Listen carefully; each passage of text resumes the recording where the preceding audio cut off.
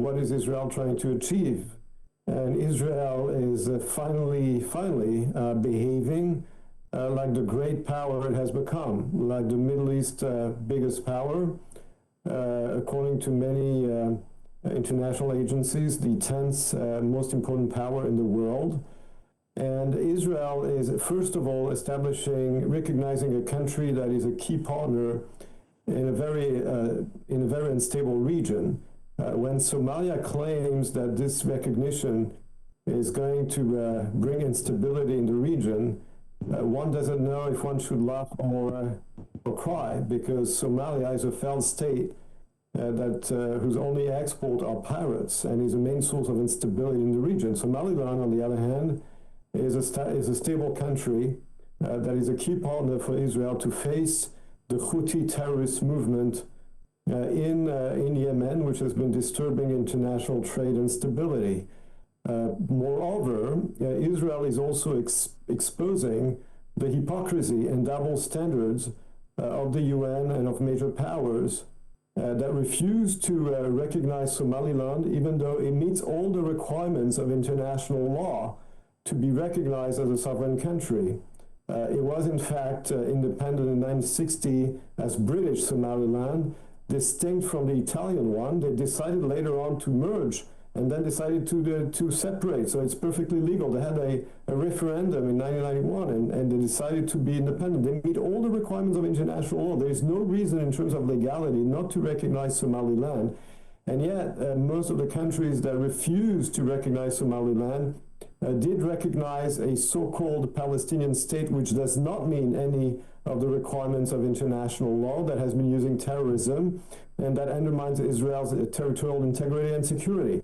So I think what Israel is achieving is establishing a partnership with a key partner against terrorist sources in the region, against the destabilizing policies of Iran and its proxies and of Somalia, and B, as I said, exposing the sheer hypocrisy and double standards of the UN and the international community when it comes to international law and a recognition of sovereignty. Well, this whole idea of territorial integrity barely applies to Somalia. As I said, Somalia has become a failed state. It is a failed state that endangers the regional security. I'm sorry to interject. If it is a failed state, why then are bodies like the African Union and Arab League seeming to support them more than this separatist movement? As Stephen rightly pointed out, the fear of the Union that separatist movements like this could inspire moves that cannot be managed. Well, as I said, there's no contradiction between Somalia being a failed state and enjoying the support of the African Union, as well as major powers such as China and Russia. Yes, they are supporting a failed state because they fear the phenomenon of separatist movement. They fear a domino effect in Africa because there are other separatist movements.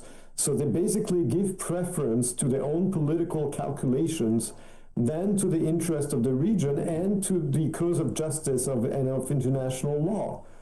So the fact that Somalia is a failed state and is basically an exporter of pirates in the Gulf of Aden and the South Red Sea is unfortunately not the major concern of the African Union and of the Arab League. They're more concerned by precedents and less by justice, by international law, and by security in the Gulf of Aden and in the southern Red Sea. First of all, you're right, it doesn't make sense. It doesn't make sense for those countries not to recognize Somaliland. As I explained before, there's a principle in international law. It's called uti possidetis juris, and it means that a country should be able to inherit the borders of the previous sovereign of colonial powers. This is what Somaliland did in 1960. It was a separate entity under the British Empire, and then there was the Italian Somaliland. They became separately independent in 1960. They decided later on to merge, right? But Somalia became a failed state, and it lost any authority on Somaliland. Somaliland, on the other hand, became a functioning country with democratic elections. and it is entitled to separate. It had a referendum to separate from this dysfunctioning country which Somalia has become. I mean, if the Quebecois or the Scots had won the majority in their respective referenda for independence, this would have been recognized by the international community. There was a referendum in Somaliland to separate. On the other hand, by the way, there never was a referendum for this union in 1960 between British and Italian Somaliland.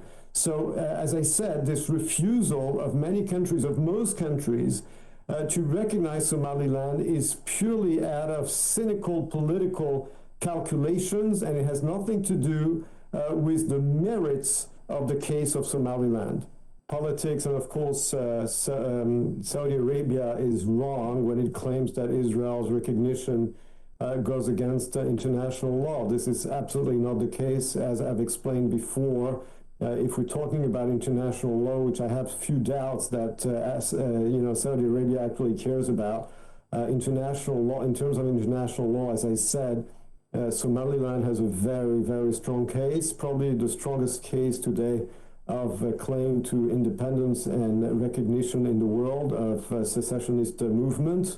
And again, you said it yourself, Israel has a partnership with the United Arab Emirates in general, but in Somaliland in particular. And it's really too bad that Saudi Arabia, instead of fully joining the Abraham Accords and expanding this regional cooperation between the region's most stable and successful countries, such as Israel and the UAE, has decided to use this this rhetoric of populism and trying to probably for itself have a different role in the Middle East. But that is very regrettable. I would say that Saudi Arabia is coming up with those statements instead of joining the Abraham Accords and contributing to the stability in the region. I mean, Saudi Arabia for years has been bombing the Houthis in Yemen unsuccessfully, by the way. It should be thankful to Israel for finally knocking down this terrorist organization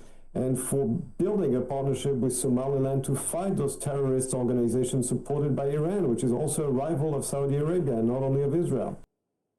The Abraham Accords, which basically refer to the peace agreements and normalization of August 2020 between Israel, the United Arab Emirates, Bahrain, and later on with Morocco, basically officialized the relation between Israel and those Arab countries that share a shared concern vis-a-vis Iran's, the Islamic Republic of Iran's aggression and export of violence and instability in the region. And it's also countries that understand that the economic future of the region lies in technological innovation, of which Israel is a master. So Israel is the most reliable partner for successful countries in the region who want to protect themselves from Iranian aggression, or I would say the aggression of the Islamic Republic, and want to assure their long-term growth thanks to technological innovation, and understand that relying only on oil export is not enough. So these agreements have been expanded, will be continue to be expanded. They've been expanded also to South Sudan, to Kazakhstan, and now with Somaliland.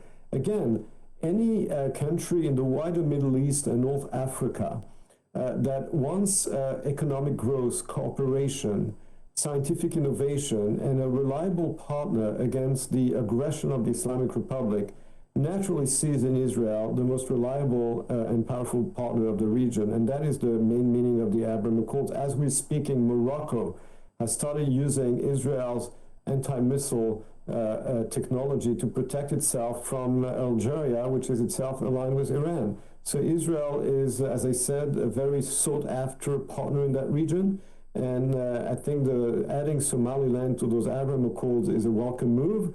And I think there are also more countries and more candidates on the list. Does not meet any of the requirements of international law. There's not a single and recognized government. There are no recognized borders. Even the population is separated into two different territories. It is a gesture of political decision. It has nothing to do with international law. The very concept of a Palestinian people was basically invented by Soviet propaganda after the Six-Day War. The PLO was created in 1964, 3 years before the Six-Day War, and therefore the ultimate purpose of this so-called Palestinian state was always to continue the struggle against Israel, and the modus operandi of the PLO always has been terrorism. And yet, despite of all this, there's a widespread recognition of this so-called state, which, by the way, declared its independence. The PLO declared independence in 1988 without defining its own borders, because it considers that all of the historical Palestine created by the League of Nations in 1922 should be an Arab state without any room for the state of Israel. And that is the meaning of PLO, which is Palestine Liberation Organization. It's not called West Bank and Gaza Strip Organization.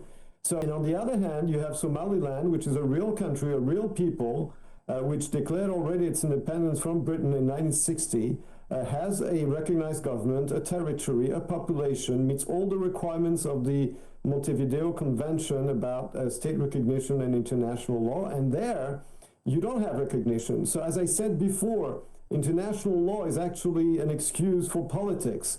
Countries make their decisions basically based on politics, and then they use international law as an excuse. But that is completely disingenuous.